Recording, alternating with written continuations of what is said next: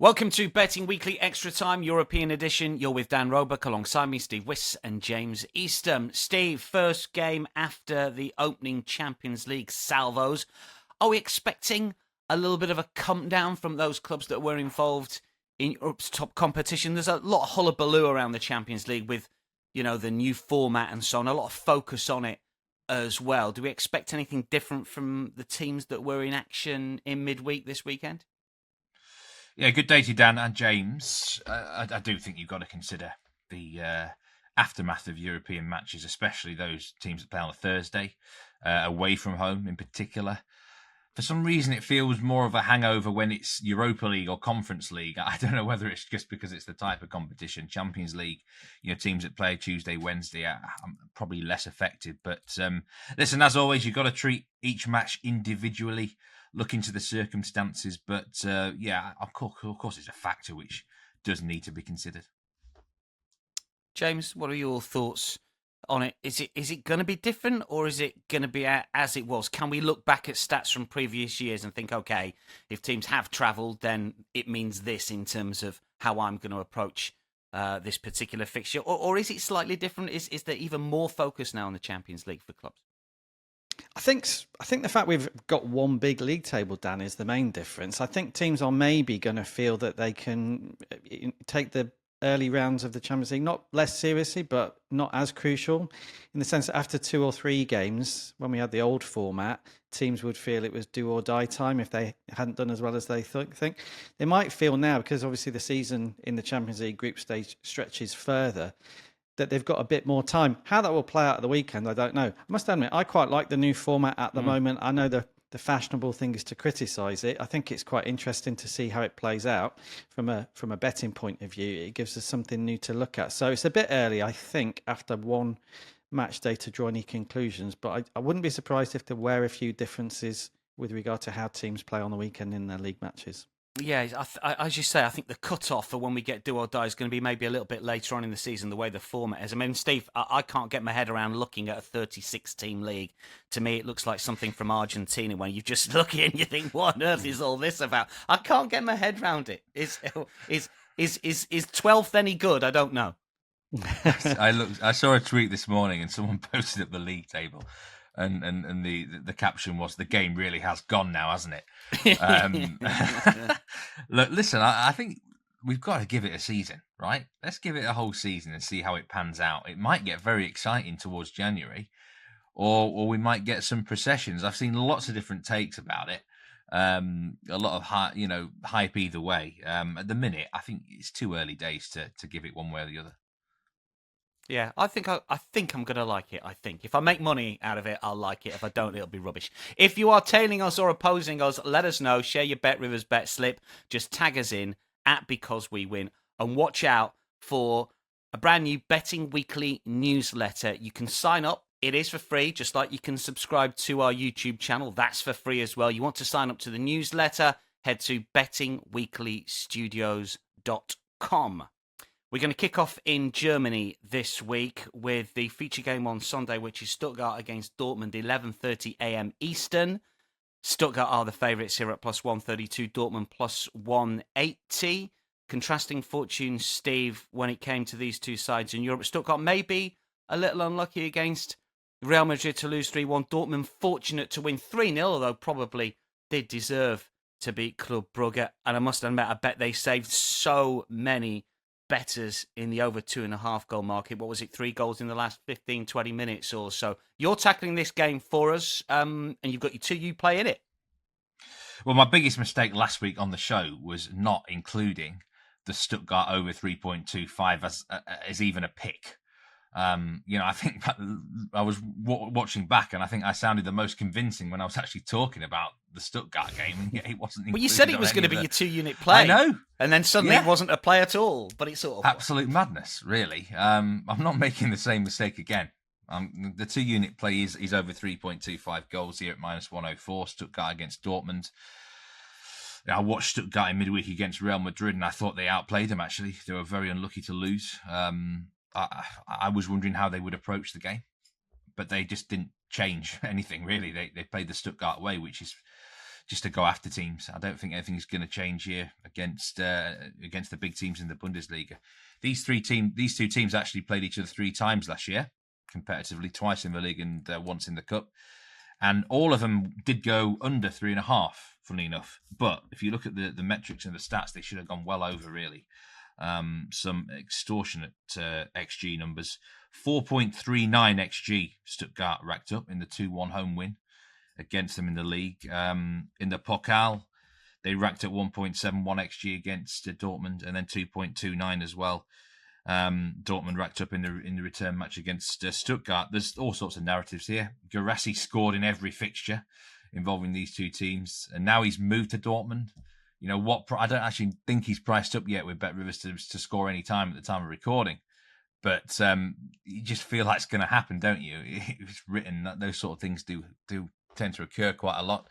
Dortmund, despite keeping a clean sheet in midweek, I'm not convinced by them. There's a tweet today. Andy Martin on Twitter, one of the best fantasy accounts you can follow, said it right. If you own Dortmund defensive assets in Champions League fantasy, you got very lucky. There were plenty of opportunities for Club Brugge and not taken. Spot on, really. Club Brugge should have scored once or twice, really. I don't trust the Dortmund defence. We know how Stuttgart play. It's so open. It's so very predictable how this game goes in terms of the style and the performance. It's just we need the goals. So we're looking at the goalkeepers and stuff. That would be the only way. I don't think this goes over the mark. Got a 3.25 goal line, so there is a half loss potential if there's 3 goals exactly. We don't want that, but it is there. And I can't get away from the Stuttgart overs based on what I've seen from them this season. And I think this is going to be a tremendous game of soccer. Dortmund got in a shootout last week with Heidenheim 4-2. Heidenheim looked very dangerous in that. So I don't think this Dortmund defence is as permeable as some think. Yeah, it's going to be interesting. I tend to think that under Nuri Sahin as well, that Dortmund are a little bit more front-footed than they were last season. They're a little bit reactive. I like this one. Stuttgart-Dortmund, we're going to go overs. Now, we beg Nigel Seeley for more and more plays every week, but he never gives us the more plays. So we stuck to what we've got. So when we talk about the leans, they are the next cabs off the rank. If you took Steve's leans last week, you were cashing left, right, and centre. And if we had more plays, Steve, these leans potentially would be official picks. You've got 2 in the Bundesliga for us. First of all, Bayern, which was another one of your leans last week that cashed. This time they are away at Werder Bremen. Yeah, and this is a bit of a no-brainer lean, really. Bayern winning over 3.5 goals at plus 118. I thought about doing the same one as last week and Bayern win and both teams to score, but I'm not sure. Based on the metrics last week, I think Kiel were a little bit lucky actually to get on the score sheet. But Bayern do have a sloppiness in them. We saw in midweek in the Champions League that they can ease off the gas a little bit and perhaps concede one in the second half. Which could let down people backing them winning to 0. But the Bayern offense just looks unstoppable right now. I think there's got a lot of goals in them. They won the opening away trip at Wolfsburg 3-2. So I'd rather be taking this angle than needing a handicap on Bayern. But they should win the game here away at Werder Bremen. And, over 3.5 goals overall feels well within their reach. And Bremen may be able to contribute as well. Yeah, 9:30. On Saturday, Eastern, that one. And St. Pauli against Leipzig is the other lean you've got here. This is an interesting one. This is probably one of my favourite plays of the weekend. Steve, you've gone both teams to score no on this one. Yeah, I really am worried for St. Pauli. Like, they have an XG of 2.3 after 3 fixtures. And look at who they've played against. The likes of Heidenheim, I think Augsburg are in there. It's not a tough fixture list, and they've struggled to create anything. They look toothless, and their defence is probably not as bad as you think. They haven't conceded that many opportunities. So I just think there's a very good chance of Leipzig winning this match to 0, if I'm being honest. I see this as being a 2-0 win for Leipzig feels about right. I looked at under 2.5 goals for this fixture, but I'd rather have the 3-0 and 4-0 Leipzig wing on my side in case they are the team that rack up. I think they're very likely to control the game from start to finish. And, this is kind of a big fade of St. Pauli not to score. So BTTS no. It's a plus money bet, plus 110. So And you could look at Leipzig win to 0 as well. I just think St. Pauli look very, very limited in this Bundesliga at the moment and offering nothing going forward. Just one other thought on this, Stephen. The reason I've sort of tagged it as one that I really like is that I think there's a small chance that Leipzig don't score. It's small, but I'd want it on my side because they've not created a lot. I looked at some of their XG figures.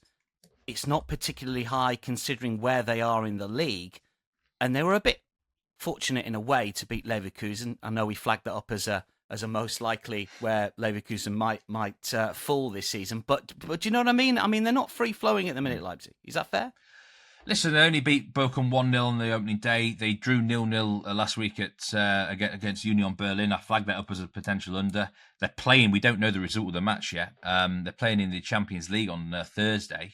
So they're not going to have, this is a match where they could be a bit flat as well. I think this is going to be quite a low tempo type of affair. They've gone to Madrid, Atletico Madrid. That's not an easy match, is it? So it could be 0-0. 0-0's a potential. Or you might even get the odd shot. I just want it on my side. It's just one of those things. I might just want it on my side. Anyway, that is a couple of leans, or they are a couple of leans in Germany. Let's move on to Italy. James got us covered this week. Of course, we're going to start with James's 2-unit play. Lecce against Parma. Lecce plus 118. Parma plus 230. Don't know what to make of Parma. James, this game is 2:45 Saturday, incidentally, so it's the main game, Italy, Saturday night. Parma obviously traded very short, 2-0 up against Udinese, but they lost. But you think, well, Udinese have had a really good start to the season here, so they're going to be disappointed. But in the whole scheme of things, they played pretty well against an informed side. How are we tackling this? Yeah, you've hit the nail on the head there, Dan, really, with what I'm looking at here. I think Parma are way too big on the prices here and Lecce are too short. So the prices are Lecce plus 118 to win. The tie is plus 240 and Parma are 230. I just think that gap between Lecce to win and Parma to win is too big. If you look at the league table, it looks like they're identically matched, these two sides. They've both got 4 points. They've both won one, they've drawn one, and they've both lost 2 matches so far. But if you look at who they've played, as you've alluded to, it actually tells a completely different story. Because I think Parma have had a far tougher run of 4 fixtures so far than Lecce have. And they've not really been outplayed yet. They've not won all their games. They've only won one of the 4 and drawn one. But they've done pretty well. As you say, they were 2-0 up against Udinese. They lost against an informed team, yes, but they also went down to 10 men. That was a factor in that defeat. I think they had a red card against Napoli when they lost to a couple of late goals there, having been really competitive in that game. And then they've beaten Milan and they've got a point against Fiorentina. So actually, if you look at how Parma have played generally and who they've faced, it's not been a bad start to the season for them. If you look at Lecce, I just don't think that's the case. The only team they've beaten so far is Cagliari. We know they're one of the weaker sides in the division. They got hammered by Atalanta and they were pretty comfortably beaten as well when they played Inter. They lost that game 2-0 and we were on Inter in that match as well. So I think Parma are the better of these two sides. I think that will be the case over the course of the season when they've all played the same opponents. And I just felt that, okay, they're away from home. It makes it a bit trickier. But on the Asian handicap, which is my pick here on Parma, you don't actually need Parma to win the game. You just need them to avoid defeat. I'm backing Parma plus 0.25 on the Asian handicap, which is available at plus 100. So if Parma win or if they draw, then you're going to make a profit here. And I just feel the chances of Lecce winning this match, based on how they've played and how Parma played, I don't think their chances of doing so are as big as the market would suggest. So that's my pick. A couple of other ways you could play this if you fancy Parma. Parma or tie is available at minus 150. Might be too short for some bettors, but that would mean that if it's a draw, you win with your full stakes.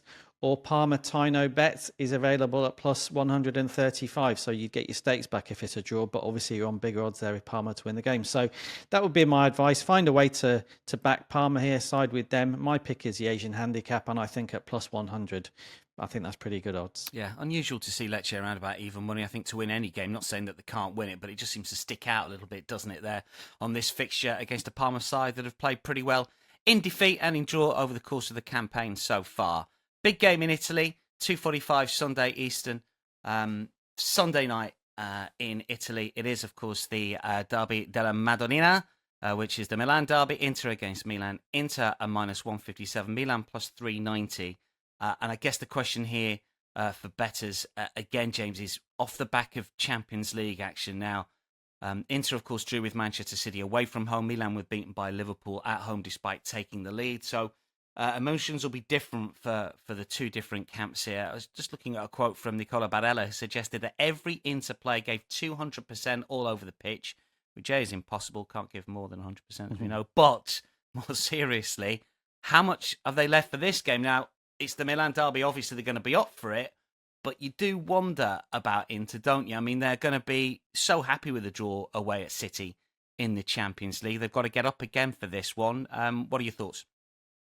Yeah, well, first thing is you have to congratulate Inter, don't you, on that performance. I don't think anybody really thought they were going to get a point away at Man City. They got it tactically absolutely right on the night. I felt they, not lucky, but I think City, some of their play in the final third wasn't quite as good as we expect either. But fantastic performance and a great result. First thing to say is obviously Milan have got an extra bit of rest ahead of this game. They obviously played a day earlier, so that might help Milan here. But will it have taken a lot out of them? Yeah, I think it will. Will it mean they rotate for the Milan derby? It's unlikely, isn't it? Because it's such a huge game. But they have to take into account, the managers, just how busy this autumn period is. So a little bit of rotation, I think, wouldn't be a massive surprise. My pick might be a surprise for some people on this game. So this is my hot dog pick. I'm backing Milan here to get over 1.5 goals in the game, which is at plus 205. That's just Milan on their own to get over 1.5 goals in the game. Now, anybody that's watched Inter's defensive performance against City, yeah, think, well, hang on a minute, what on earth is he on about? Because obviously they just kept a clean sheet against arguably the best attacking force in the world there, which I understand. I totally get that. But I think, number one, I think Inter are going to play this game completely differently. They obviously went to Man City hoping they could get a point, set up to get a point. This is going to be very different. They're going to go for it. And I think actually it would be crazy if Inter didn't attack hard here from the start, because Milan have been really poor defensively, both in Serie A and also against Liverpool the other night in the Champions League. They conceded some really soft goals in that game. I thought in the air from set pieces, they were really poor, weren't they? The headers they conceded. So Milan, what we've seen from them so far is defensively really weak. I think that means Inter will go for it and be very confident actually of scoring 2 or 3 goals. And I think it means we're in for an open game here. Now, Milan at the other end, and that's my pick, over 1.5 goals, I think have been really good. I think they've attacked well. I thought even against Liverpool, although they were clearly second best, some of their attacking play was pretty good. And they've scored plenty of goals in Serie A. We made money on them with their big win against Venezia last week, 4-0. They've been averaging over 2 goals a game. So I think they can go for it. I think Inter will leave gaps at the back because, as I say, I think Inter will be attacking themselves. Milan have really shared the goals around. I think loads of different players have already got on the score sheet. So I think their threat can come from all over the pitch, really. So it's a hot dog pick. It's obviously a long odds pick. It's not my 2-unit play or my 1-unit play. But I do think plus 205 on Milan just themselves to get 2 goals here is a little bit big because, as I say, I think it'll be an open game. And Milan really, given they've been so poor defensively, they have to attack if they're going to get anything out of the game. So that's my pick. It's Milan to get over 1.5 goals, and it's available at plus 205. It's almost, Steve, like you've got to park Milan's defensive deficiencies here and just think about what they can do against an Inter side that, as James was pointing out, will feel that they have to go for it and, might be taking the handbrake off after having all handbrakes on at the Etihad in midweek. I was badly let down by the Milan defence in midweek against Liverpool. I quite liked the unders there. But I know what Fonseca wants to do here. He'll want to end up with a similar sort of system and approach that he did at Lille to restrict teams. But for whatever reason at the moment, that is just not happening. So he's got to work with what he's got. And I think if they're going to get a result here, then I think James's hot dog pick will cash. I don't really see them restricting Inter to less than 2 goals. Inter absolutely own Milan, by the way, in the head-to-head recently, won the last 6 competitive meetings. So there'll be a lot of head-to-head backers betting on Inter here. But I do wonder if that trend ends. I mean, these things have got to end at some point, right? And they're going to be bang up for this Milan. I think the tie could be worth a nibble here. I wouldn't be surprised. How about both teams score in a tie? That could be a betting angle to get down. But, they've got some mental baggage to get over here, Milan, but that might mean they're even more motivated. We have got a lean in Italy for you as well. Fiorentina at home to Lazio. This is an early game, Eastern, 6:30 a.m. Get your bets on maybe the night before, unless you're getting up early. Fiorentina, James, haven't won a game as far as I can see this season, but they have been entertaining. What's the lean here for La Viola? Yeah, Fiorentina Lazio. My lean here is both teams to score yes, which is available at minus 125. I think it works on a couple of levels, this bet, actually. The top line stats would support this. All four of Lazio's games, we've had both teams to score yes as paid out. It's also paid out in 3 of Fiorentina's 4 matches as well. So you're on 7 out of 8 so far with this. If you look at the average goals, Lazio's games have been really high scoring. They're over, I think they're averaging 3.5 goals a game. Fiorentina's over 2.5 goals a game. And then if you look at the expected goals, they've been hitting quite high as well on some of these matches. I think one of Fiorentina's games has gone over expected goals of over 4. Lazio had a couple of games where the expected goals has been over 3. So the stats really are on your side here for both teams to score yes. And I think it passes the eye test as well. I think if you've watched these two sides, they've not been outstanding attacking wise, but they've been good. And they've gone for it. So I think, there's 2 teams here who will go for it. Fiorentina, as you say, they haven't won yet. They do need some points. I think they've drawn 3, so they're not in terrible shape, but they will go for it.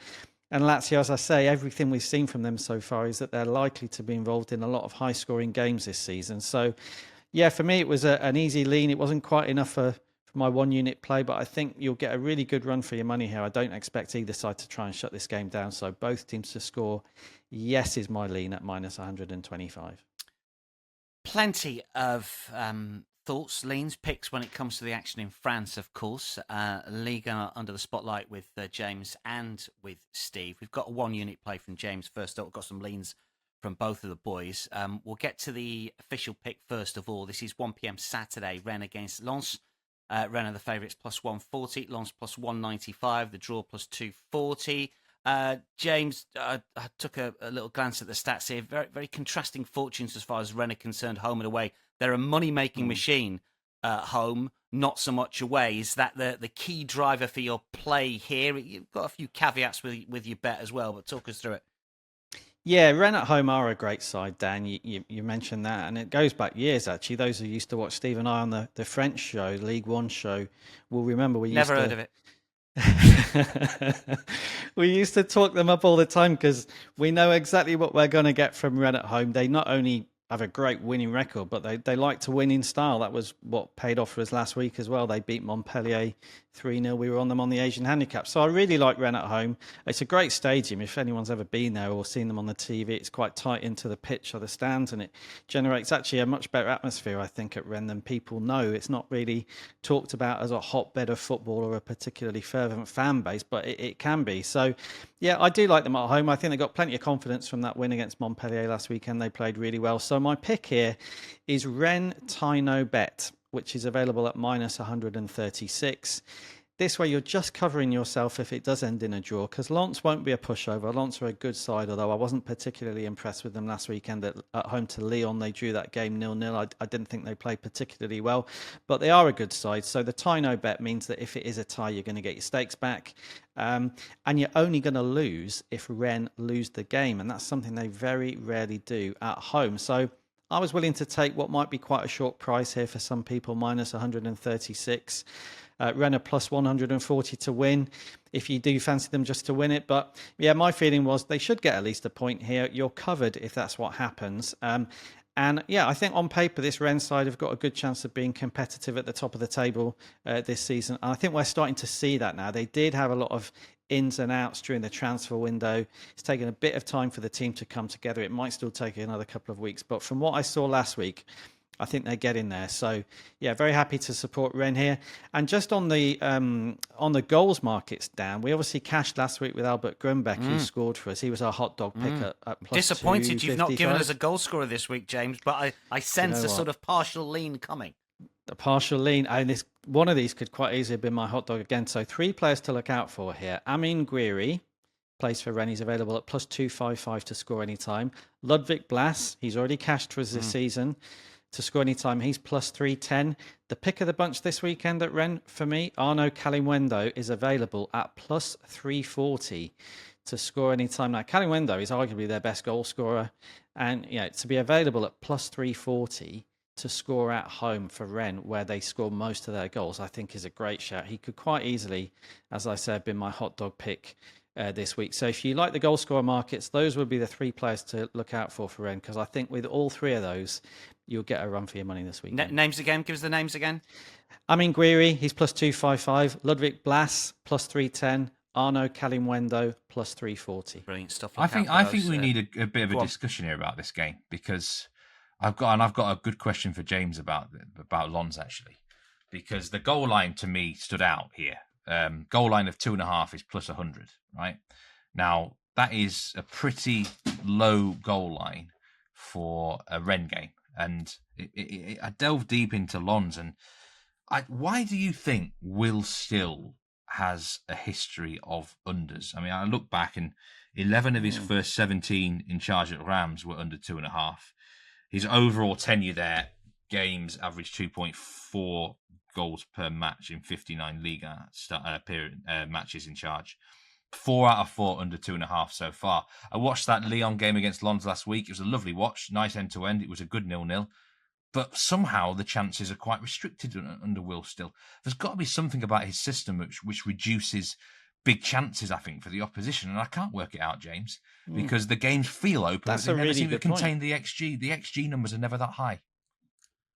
Yeah, that's a really good shout. And I hadn't noticed that actually on Will Still's games. But when you look back now at his time in Rants, they weren't particularly high scoring. You could argue at Rants that was maybe down to the lack of quality goal scorers. But it's not going to be the case at Lens to the same degree. I think one thing I've noticed about Will Still is he does talk an awful lot about the importance of the work rate from his players off the ball. You know, he does focus on that. You know, in some of his press conferences, he mentioned he wants high intensity, but it's not high intensity necessarily always focused on outscoring the opposition. A lot of it, almost by default, I think maybe becomes about stopping the opposition. So, yeah, it's interesting. He's not a defensive coach, is he? He doesn't set up his sides particularly defensively in terms of formation. He does like he liked at Rants a 4-2-3-1. Lens so far is more of a 3-4-1-2. In a way, he's almost a bit more attacking at Lens than they were last season. He's got an extra striker in the box. But yeah, you're right. They don't fashion a huge amount of chances in games, do they? And I think here, away from home,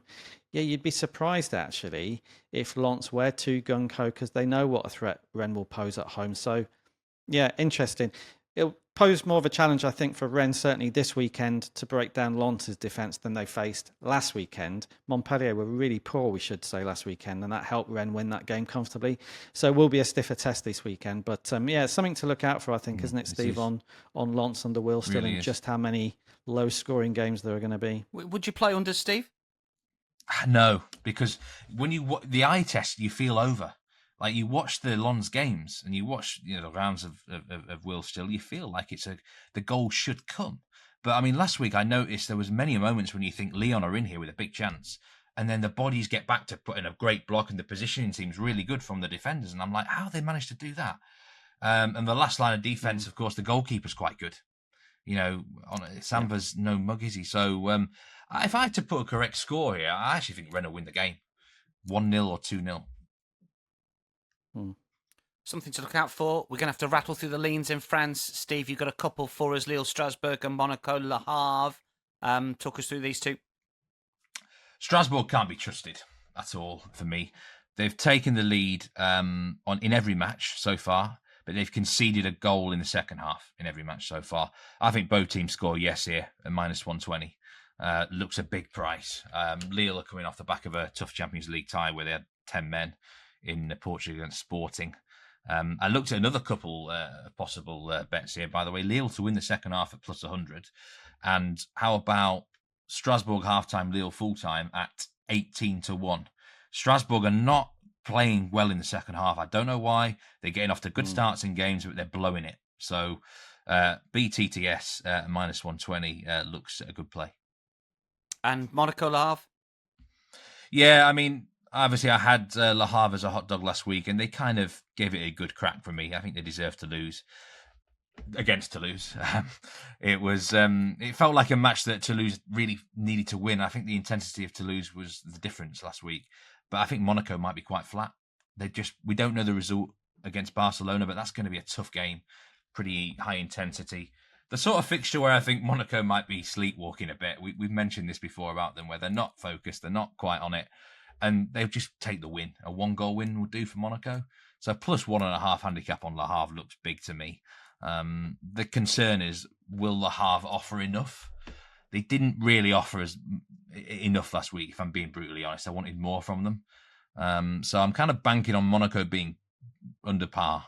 But it does look a big handicap against a team who've just 3 days after a tough Champions League match.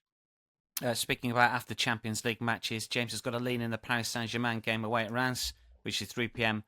Saturday. You are siding with Paris Saint-Germain here. I mean, I didn't watch the whole of the game against Girona, but obviously they looked out very late on to win the game. James, what's the play?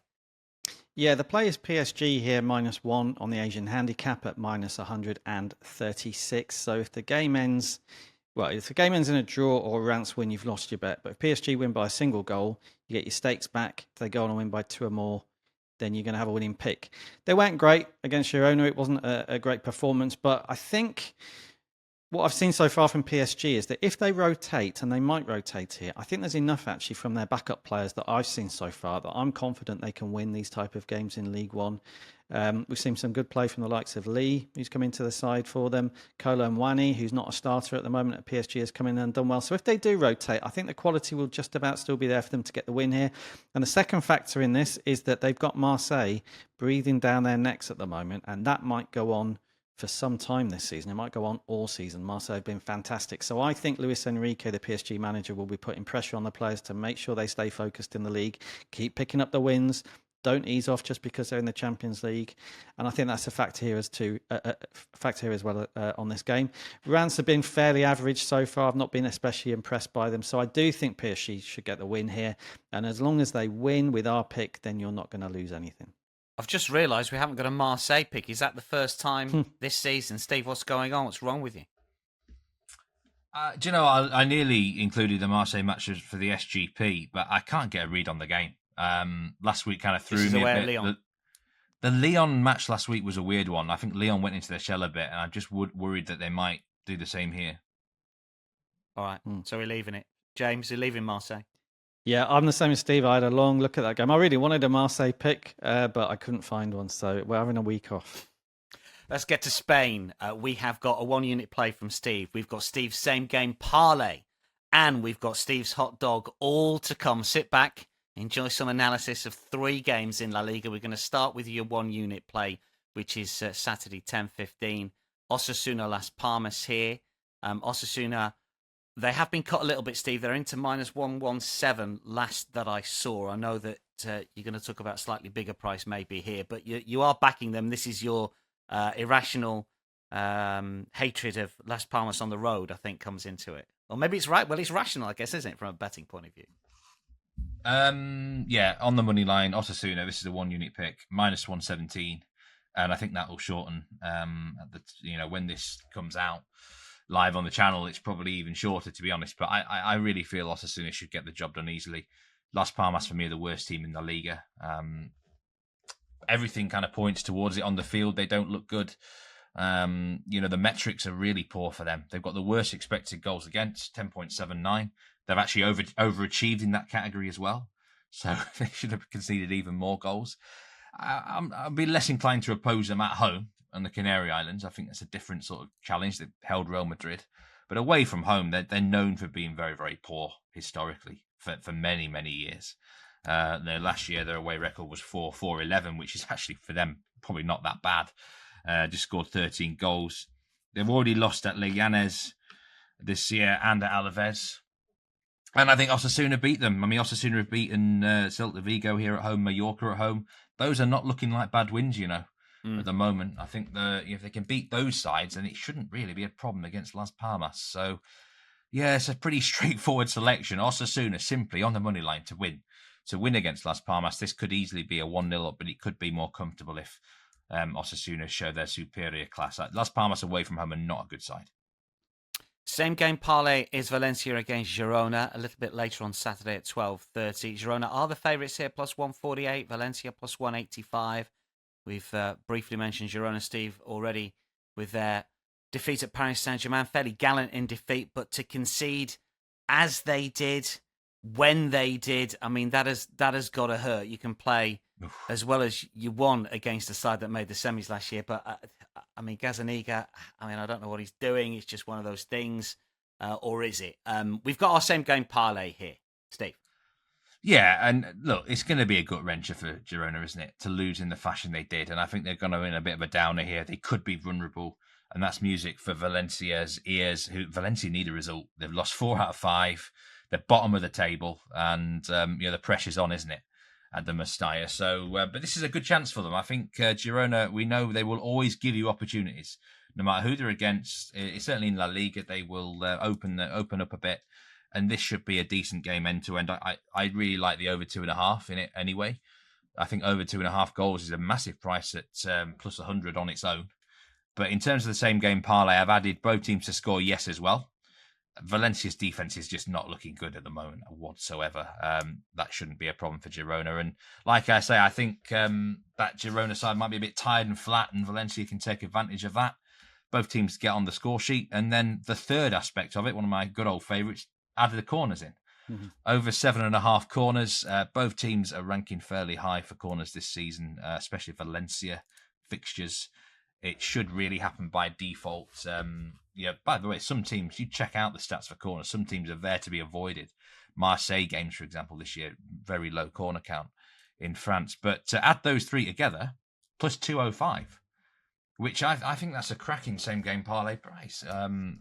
You say over 2.5 goals, both teams score yes, and over 7.5 corners. It should be quite a high tempo sort of game. In a result, I've got a feeling Valencia could get something here. I could see something like a 2-2 draw. Even a Valencia win, like 2-1. They're going to be bang up for this. It is a huge game for them. Probably more important for them than Girona. So I think we could be in for a decent contest. And I like this SGP at plus 205. Final preview for us features Barcelona. They're away at Villarreal. This is a Sunday game at 12:30 Eastern. Barca are the minus money favourites, minus 137. Villarreal plus 320 here. Just before we get your hot dog selection, Steve, should Barcelona be favourites to win La Liga? 5 wins from 5. They're plus 200. Real Madrid minus 177. One or two pundits I saw this week on the Betting Weekly Live show suggesting that Real Madrid might not be all that this year and might take a little bit of time to click with one or two new faces. Should the prices be a little bit close? What's your thoughts just on the La Liga title race? It's the old adage, isn't it, that Real Madrid find a way, don't they, eventually? So I wouldn't really want to oppose Real Madrid, but I've got to say I've been mightily impressed with Barcelona. I think they've played some fantastic football, and they've done it without some key players as well. They've got injured players to come back throughout the season. So I think I might have underestimated them a little bit, but also, Real Madrid at the minute are gelling, taking a bit of time to gel. But, after Christmas, you've got to think that Real have got injuries as well. So it's a tough one. But I think probably based on, I think, didn't I say on the first show that how do you beat this Los Galacticos of Real Madrid? It's probably a bit closer than we initially thought. It is, but in terms of this bet, we are focusing on goals galore because this is the hot dog. So with it being Barcelona and Villarreal for that matter, you've got to go a few lines bigger than normal here, haven't you, when it comes to a hot dog? Have we had this bet before on the show? We might have had it once last season. I can't remember, Steve. Yes, over 4.5 goals at plus 240. And I did take an over 4.5 in a Leverkusen game last year, and it ended 0-0. Yeah. So, so let's hope that doesn't happen again here. I just think it's a dream matchup for goals. Look at the two matches last year. Villarreal won 5-3 at Camp Nou, and Barcelona won 4-3 here. Now, based on that, you could be taking the over 6.5, couldn't you? But I just think, Girona-Barcelona last week was a crazy over. 4-1 to Barca, and it could have gone. I think it could have gone over 8.5. It was that ridiculous. Villarreal even managed to suck Mallorca into an over. Mallorca do not do overs, right? But it ended 2-1 to Villarreal, last-minute winner. So we know Villarreal, we know the way they play. They're a hotbed for goals. They're the sort of team, and Nigel Seeley often mentions this when you're looking at a match that you think is going to be quite high scoring. It's not just going to go over, it's going to go way over, sort of thing. So I'm very happy to take the over 4.5 goal line here because I think it could just explode into something stupid. Look at the Barca results this season: 4-1, 7-0 recently. Villarreal have had that. I mean, everyone remembers that crazy 4-3 against Celta Vigo, which could have gone miles more over. They faced a couple more defensive teams recently. Like Mallorca is an example of that, but they'll get more chances against Barcelona than they did Mallorca, weirdly. And they've got players who can take it. So it's a no-brainer over. I mean, bare minimum, you've got to be looking at the 3.5 goal line here, which I think is actually odds on for over 3.5. Minus money, minus 103. Yeah, I mean, that really is, if you want to play it safe, that's your banker sort of thing, or over 2.5 in a parlay, whatever. But this could go miles over. There's just nothing pointing to this going under at all, Dan.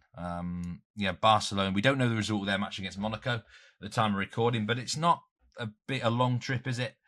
And I don't think it's a particularly that much of a difficult game. I don't think it affects. There'll be more Barcelona fans than Monaco fans at Monaco. So yeah, over 4.5 is the hot dog, plus 240. Cool. I've really got a good feeling about this one. Yeah, both teams profitable over 4.5 goals, would you believe it, last season. Let's just remind everyone of the two unique plays because they came very early on in the show. We've got through all of our previews across the 4 major leagues on the continent in good time. So, James, just remind everyone your 2-unit play this week is... Yeah, mine's in Italy, Serie A, and it's Parma plus 0.25 on the Asian handicap away to Lecce at plus 100. And Steve, your best bet, your 2-unit play this weekend? It is in the Bundesliga, Germany. Stuttgart against Dortmund over 3.25 goals, minus 104. Good stuff. Look forward to those and indeed the rest of the picks, plays, hot dogs, same game parlays over the course of this weekend. Steve, James, thanks for your company. Good luck to one and all. We'll keep everyone updated, of course, via our X feeds on screen. A reminder of the boys, P&L so far this campaign will be keeping a record over the course of the season. That is a wrap for Betting Weekly. Extra Time European show. We'll be back next week for Picks, Plays, Hot Dogs. Live show, of course, every single midweek day, 11 a.m. Eastern. You can follow us at Because We Win. Subscribe to our YouTube channel as well from all of us. For now, though, it is goodbye.